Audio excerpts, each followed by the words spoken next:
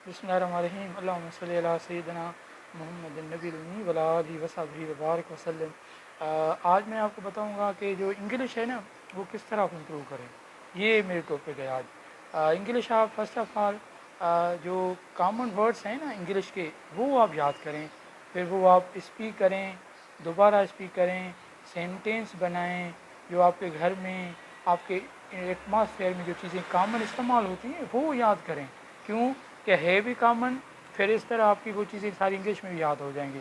इसके बाद आप फिर बड़ी टॉपिक्स पे आ जाएं, जिस तरह current affair, Pakistan affair, world politics, map.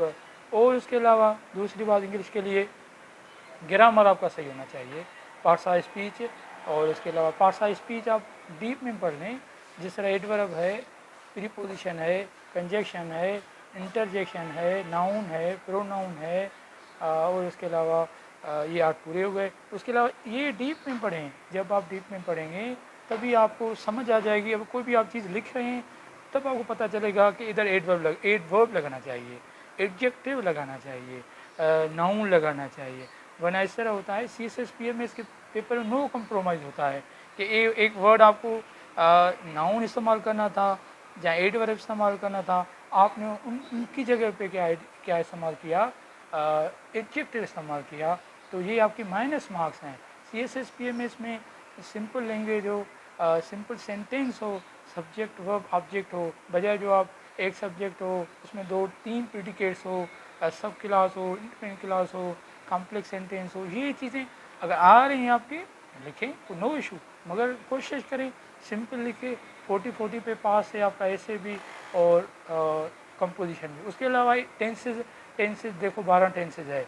बहुत सारे जो कैंडिडेट्स हैं उनको टेंसेज का पता ही नहीं होता कि इधर प्रेजेंट टेंस के 28 इस्तेमाल है। सिर्फ प्रेजेंट टेंस जो सिंपल है जिसके डू डज हेल्पिंग वर्ब है उसके 28 जो है प्रिंसिपल्स है। ये माना 28 सिचुएशन आ जाएंगी ना, आपको वहाँ पे ये वो टेंस मस्ट इस्तेमाल करना है, प्रेजेंट सिंपल टेंस। फिर इसकी 4 टेंसेज हैं। पास्ट टेंस भी देखो उसके भी 4 हैं, फ्यूचर टेंस हैं उसके भी 4 हैं। फिर इनकी एक्टिव पैसिव करें, फिर नरेशन इनकी करें, फिर उसके बाद सेंटेंस हो गया। सेंटेंस जो है ना वो आपका सही होना चाहिए। What is sentence, types of sentence, kind of sentence, और इसके अलावा सेंटेक्स ऑफ सेंटेंस कि एक सेंटेंस को आप कितने अरेंजमेंट रीअरेंजमेंट करके लिख सकते हैं। एक सेंटेंस कम से कम 5-6 दफ़ा एक सेंटेंस को हम लिख सकते हैं। सब्जेक्ट सेम जगह पे आप कहोगे एक सिंपल सेंटेंस है उसको हम 6-7 किस तरह लिख सकते हैं। आप इस तरह है कि मैं आपको सोर्स बताता हूँ, आप वहाँ से जाके चेक कर लेना। रेन एंड मार्टिन बुक्स है उसमें ये चीज़ें लिखी हुई हैं। तकरीबन 5-6 पेजों का ये सेंटेक्स लिखा हुआ है कि किस तरह हम सिंपल सेंटेंस को 3-4 मतलब लिखें, कॉम्प्लेक्स को किस तरह लिखें। इस तरह आप डेली बेसिस से जब स्पीक करोगे सिंपल वर्ड याद करोगे। वर्ड इस तरह नहीं आज जो वर्ड याद किए कल उनको नहीं देखना, नहीं, इस तरह नहीं होगा। जो वर्ड आपने आज याद किया है कल उनको रिवाइज करना है। फिर इस तरह रूटीन बनाने, फिर इंशाल्लाह जो विद इन 3 मंथ इतना होगा कि आप यू कैन स्पीक ईज़िली। उसके बाद आ जाते हैं हम कि थोड़ा बहुत आप लिखें भी सही।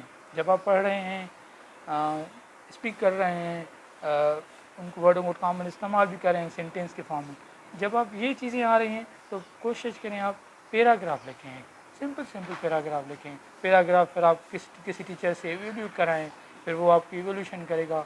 दिन ब दिन आपकी जो राइटिंग स्किल है वो रेटिफाई होगी। तो ये था सिंपल मेथड इंग्लिश। बहुत सारे कहते हैं सर डाउन के वर्ड हैं, हाँ वो भी सही हैं, मगर वो जो डाउन के वर्ड है ना, वोकेबलरी ऑफ डाउन है वो इस तरह सिचुएशन के हिसाब से वर्ड इस्तेमाल होते हैं, उनकी एक प्रॉपर मीनिंग नहीं होती। एक्सेप्ट आपके जो एडिटोरियल दो ओपिनियन पेजेस हैं वहाँ पे बिल्कुल उनका फिक्स्ड जो एंगल है उस हिसाब से वो चीज़ें दी होती हैं।